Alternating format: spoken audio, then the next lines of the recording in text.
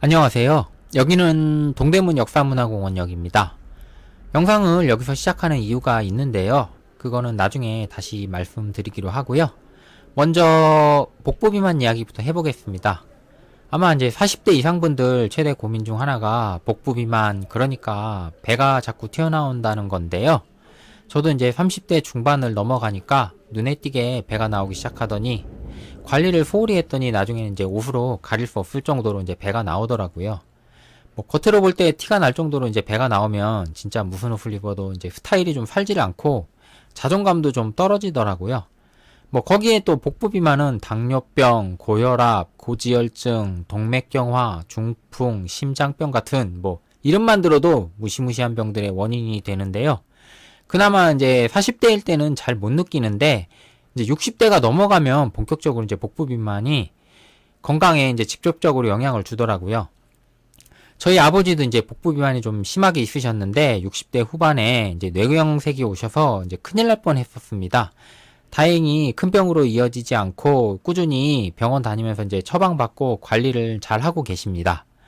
저도 상당히 배가 좀 나왔다가 그나마 지금은 나름대로 좀 신경을 써서 살짝 배가 나온 정도로만 지내고 있는데요.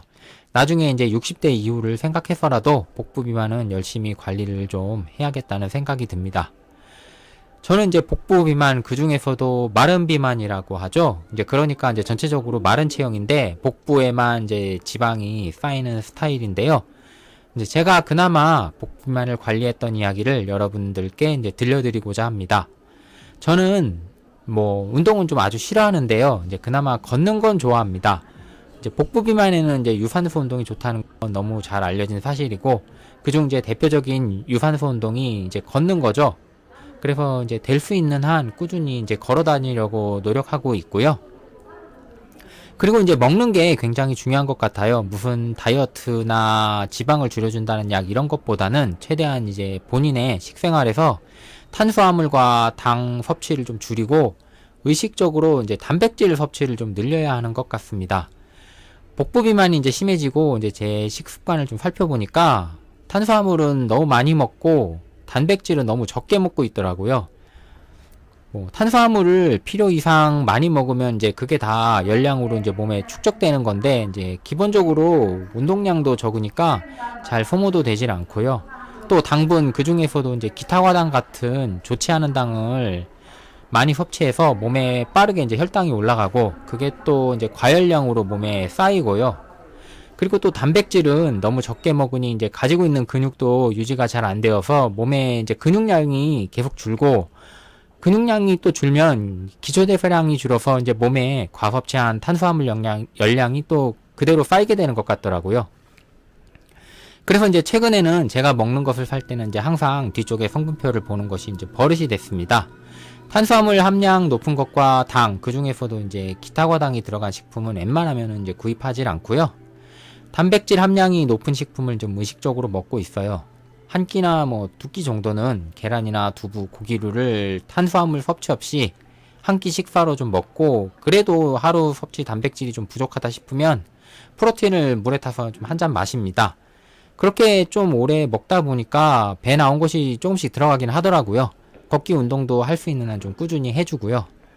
그런데 이제 근본적으로 좋은 체형을 가지려면 웨이트 트레이닝, 그러니까 이제 무산소 운동을 좀 해줘야 하는데, 운동을 제가 좀 원체 싫어하는지라 좀 그게 쉽지 않더라고요. 그래서 이제 그 부분이 조금 저에겐 아쉬운 부분이다라고 할 수 있겠고요.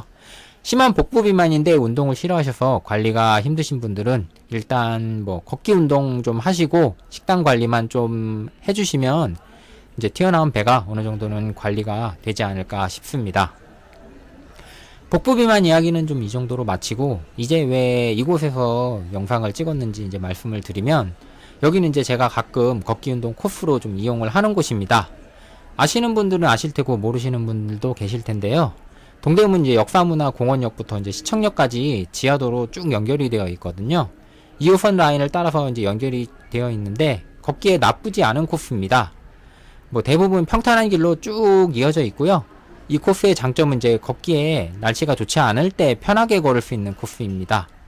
그래서 날씨가 좋을 때는 그냥 이 길의 위쪽에 있는 청계천을 걸으시면 될 것 같고요.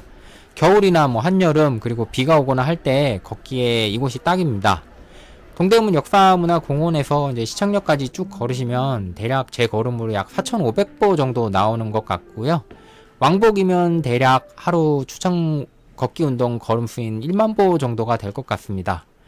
근처에 뭐 직장이 있으시거나 아니면 2호선 이쪽에서 볼 일이 있으신 분들은 몇 정거장 전에 내리셔서 좀 걸어보시면 어떨까 싶고요. 걷다 보면 이제 예술작품 전시하는 공간들도 있으니까 잠시 멈춰서 작품 감상도 해보시면 좋을 것 같습니다.